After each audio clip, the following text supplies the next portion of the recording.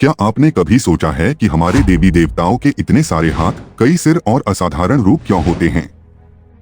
क्या ये बस कल्पना है या इसके पीछे कोई गहरा आध्यात्मिक रहस्य छिपा है? चलिए आज हम उसी रहस्य से पर्दा उठाने वाले हैं। एक ऐसा प्रश्न जो शायद आपके मन में भी कभी न कभी जरूर आया होगा। हिंदू धर्म में प्रतीकवाद एक गूढ़ विद्या है। यहाँ हर रूप, हर अंग, हर मुद्रा किसी न किसी दिव्यता का प्रतीक है। देवता साधारण नहीं होते। उनका प्रत्येक रूप उनकी शक्तियों, गुणों और कार्यों का प्रतीक होता है। जब आप किसी देवता को 4, 8 या 10 हाथों के साथ देखते हैं तो वह केवल एक अलंकरण नहीं है, वह दिव्य क्षमताओं की झलक है।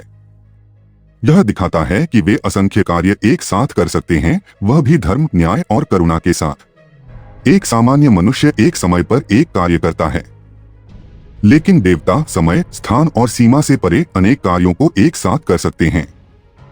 उदाहरण के लिए मां दुर्गा को देखिए। उनके 10 हाथों में 10 अस्त्र शस्त्र होते हैं। हर हथियार एक विकार या नकारात्मक शक्ति का प्रतीक है। भय, मोह, क्रोध, लोभ, द्वेष, अहंकार। और मां दुर्गा हर विकार पर विजय की शक्ति हैं। इसी तरह भगवान विष्णु के 4 हाथों में 4 प्रतीक होते हैं। शंख शुभारंभ और ओंकार की ध्वनि।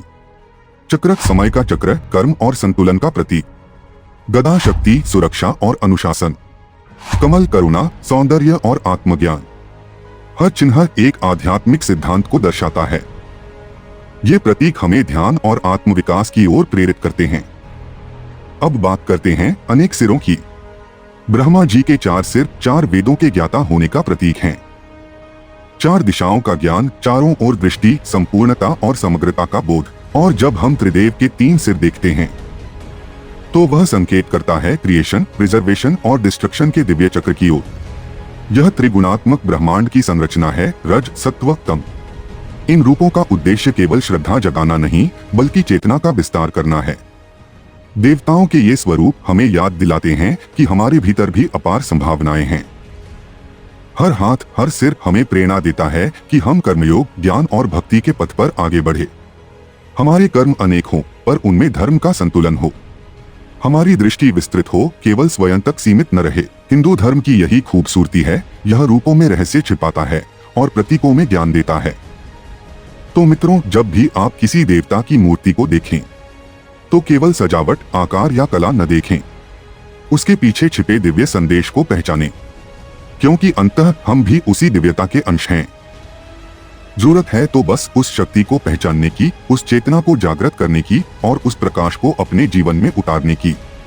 तो अगली बार जब आप किसी देवता की अद्भुत मूर्ति देखें तो सिर झुकाने से पहले मन में ये प्रश्न उठाइए, मैं इस रूप से क्या सीख सकता हूँ? धन्यवाद। ऐसे ही दिव्य ज्ञान और कथाओं के लिए द डिवाइन लूप को सब्सक्राइब करें और बेल आइकॉन दबाएं।